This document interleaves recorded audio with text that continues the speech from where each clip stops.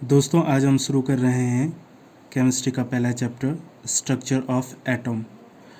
और आप लोगों को पता है एटम क्या होता है। एटम यानी परमाणु, ठीक है। और परमाणु क्या होता है, कोई भी जो पदार्थ होता है वो छोटे छोटे कणों से मिलकर बना होता है, जिसे हम परमाणु कहते हैं। इसी में हमारे पास एक आगे जाके एक थ्योरी आती है, डाल्टन्स एटॉमिक थ्योरी, जिसमें डाल्टन साहब ने कहा है कि जो पदार्थ है वो छोटे छोटे कणों से मिलकर बना होता है, और ये जो कण होता है इसे एटम या परमाणु कहा जाता है। और ये जो कण होता है ये अविभाज्य होता है। अविभाज्य मतलब ये आगे जाके टूट नहीं सकता है, मतलब ये अविभाज्य होता है, ठीक है। लेकिन आगे जाके हमें पता चलता है कि जो परमाणु होता है वो 3 छोटे छोटे सब एटॉमिक पार्टिकल से बना होता है। यहाँ पे ये स्पेलिंग गलत है, पार्टिकल्स से बना होता है, प्रोटॉन, इलेक्ट्रॉन और न्यूट्रॉन। तो यहाँ पे जो ये हमारे पास परमाणु होता है इसमें 2 चीज़ें पाई जाती है, एक तो नाभिक और दूसरी इसकी कक्षाएं। जो ये नाभिक होता है इसमें 2 हमारे पास सब एटॉमिक पार्टिकल होते हैं, प्रोटॉन और न्यूट्रॉन। और जो ये कक्षाएं होती हैं इनमें इलेक्ट्रॉन चक्कर लगाते हैं। तो जो हमारा परमाणु होता है वो 3 पार्टिकल से बना होता है, प्रोटॉन, न्यूट्रॉन और इलेक्ट्रॉन। डाल्टन से पहले भारतीय विद्वान महर्षि कणन ने भी कह दिया था कि जो पदार्थ है वो छोटे छोटे कणों से मिलकर बना है, और इन कणों को उन्होंने परमाणु कहा। और परमाणु आपस में मिलकर अणु का निर्माण करते हैं। परमाणु यानी एटम और अणु यानी मॉलिक्यूल, ठीक है। अब हमारे पास कुछ मोस्ट इम्पॉर्टेंट डिस्कवरी है जिन्हें हमें देखना है।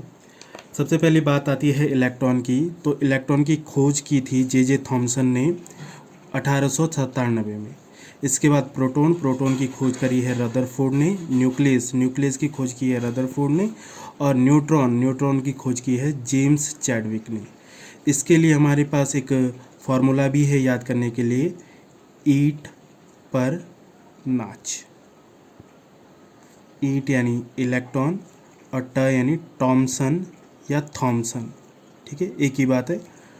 पर मतलब प्रोटॉन और र फॉर रदरफोर्ड।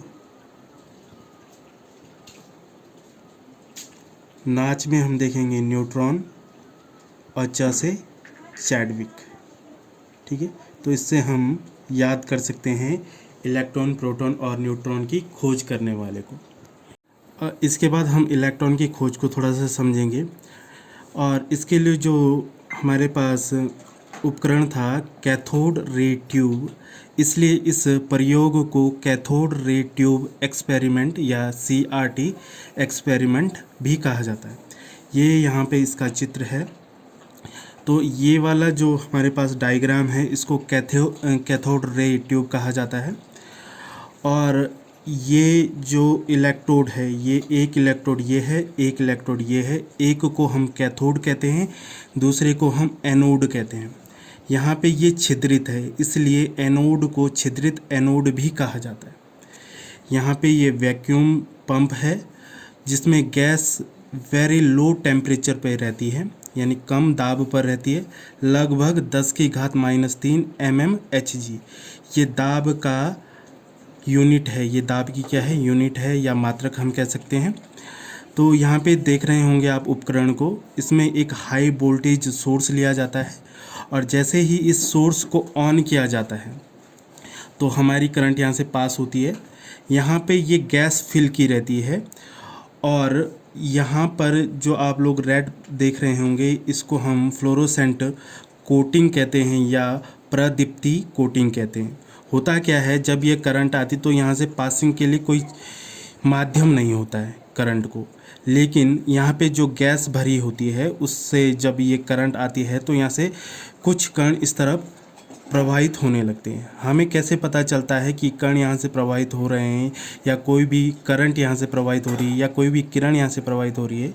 क्योंकि जब ये किरण इस फ्लोरोसेंट कोटिंग पे टकराती है तो यहाँ पे एक ज्वाला उत्पन्न करती है। इससे हमें पता चलता है कि इस तरफ कोई किरण या कोई रे आ रही है।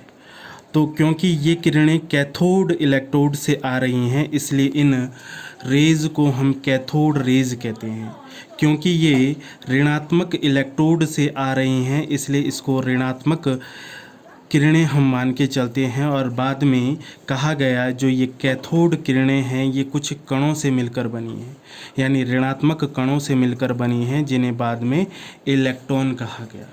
ठीक है, तो यहाँ पर जो ये कैथोड रे ट्यूब है ये जूलियस प्लकर द्वारा बनाई गई थी, और कैथोड किरणों की खोज का श्रेय भी जूलियस प्लकर को दिया जाता है।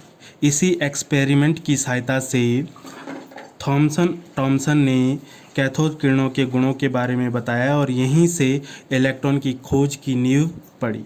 कुछ मुख्य गुण देख लेते हैं। कैथोड किरणें सीधी रेखाओं में चलती है, यानी ये कैथोड इलेक्ट्रोड से एनोड की ओर सीधी रेखा में आती हैं।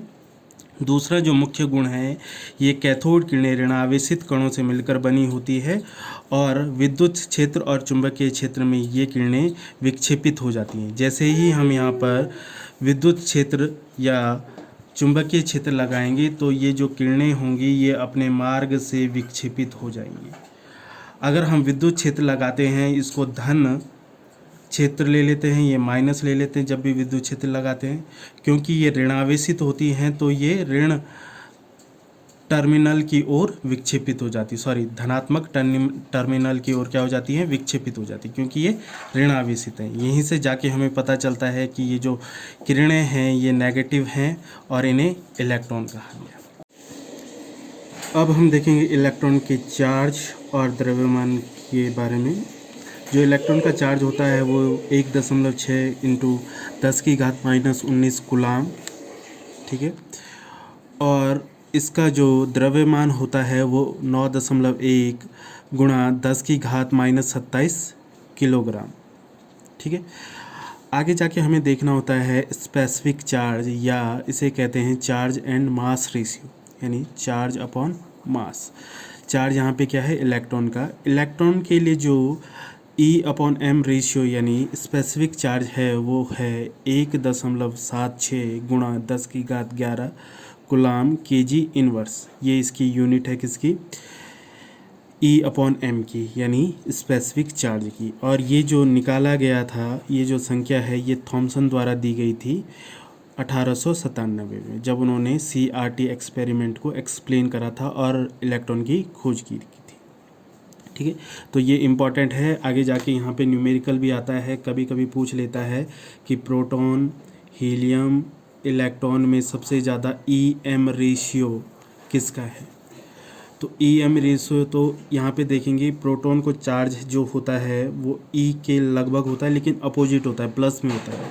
हीलियम का जो चार्ज होता है, हीलियम क्या होता है हमारा, He, ठीक है, और इसको हम अल्फा पार्टिकल भी कहते हैं, और ये हाइड्रोजन के डबल का होता है, इसलिए इसे इसमें जो चार्ज होता है वो 2 इलेक्ट्रॉन के बराबर होता है, ठीक है।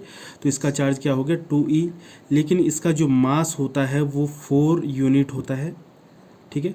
हाइड्रोजन प्रोटॉन के लिए देखेंगे तो प्रोटॉन क्या होता है हमारा 1 यानी इसका जो चार्ज है वो 1 इलेक्ट्रॉन के बराबर होता है, और इसका जो मास होता है हम उसको 1 यूनिट मान लेते हैं, ठीक है।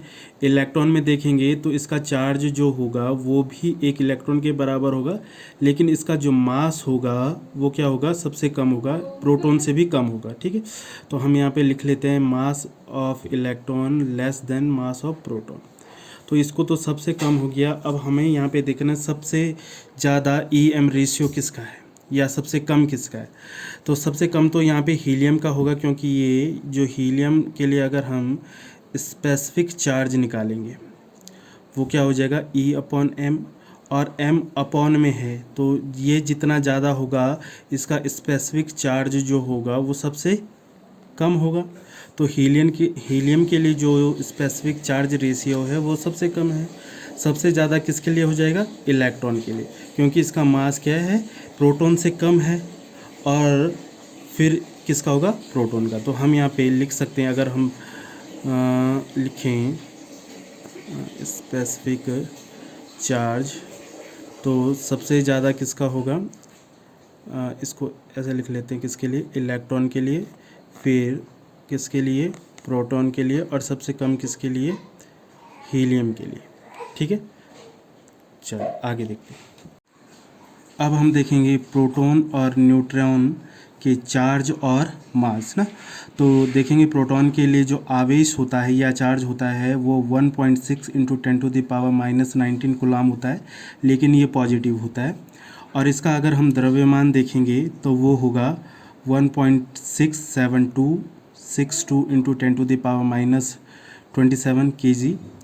और न्यूट्रॉन का अगर देखेंगे तो इसका आवेश जो होता है वो शून्य होता है, ये उदासीन प्रकृति का होता है, इसलिए जीरो हम कह सकते हैं। और इसका जो मास होता है वो 1.67493 इंटू 10⁻⁻27 kg। ये थोड़ा सा ज़्यादा होता है प्रोटॉन के मास से। हम यहाँ पे देख सकते हैं जो प्रोटॉन का मास है वो छोटा होता है न्यूट्रॉन के मास से। अगर हम इसको एग्जैक्ट वैल्यू के रूप में देखें तो जो मास ऑफ न्यूट्रॉन होता है वो 1.001 मास ऑफ प्रोटॉन के होता है। ठीक है, अगर हम इलेक्ट्रॉन के संदर्भ में देखें तो जो मास ऑफ प्रोटॉन है वो इक्वल टू होता है 1836 मास ऑफ इलेक्ट्रॉन, और जो मास ऑफ न्यूट्रॉन होता है वो होता है 1839 मास ऑफ इलेक्ट्रॉन। तो ये वैल्यूज़ हैं जो आप लोग याद कर सकते हैं। ठीक है दोस्तों, हमने आपके लिए कुछ MCQs डाले हैं जिनके आंसर आप लोगों को ज़रूर कमेंट बॉक्स में देने हैं, और साथ में कुछ सजेशन देने हैं जिसके द्वारा हम अपनी आने वाली वीडियोस में कुछ सुधार कर सकें। और यदि आप लोगों को मेरी वीडियोस अच्छी लग रही हैं तो प्लीज़ लाइक कीजिए, शेयर कीजिए, और यदि आप चैनल में नए हैं तो चैनल को सब्सक्राइब कीजिए और साथ में बेल आइकन को दबाएं ताकि आपको आने वाली नोटिफिकेशन मिलती रहे।